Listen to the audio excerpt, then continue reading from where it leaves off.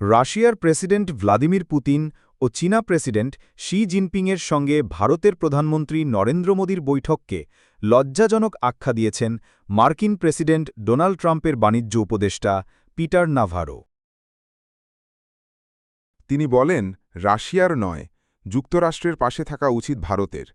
মঙ্গলবার ২ সেপ্টেম্বর এক প্রতিবেদনে এই তথ্য জানিয়েছে ভারতীয় সংবাদমাধ্যম এনডিটিভি।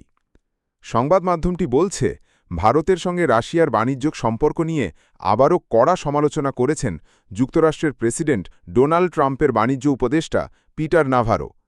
সাংহাই কোঅপারেশন অর্গানাইজেশন সম্মেলনে প্রেসিডেন্ট ভ্লাদিমির পুতিন ও চীনের প্রেসিডেন্ট শি জিনপিংয়ের সঙ্গে নরেন্দ্র মোদীর বৈঠককে তিনি আখ্যা দিয়েছেন লজ্জাজনক।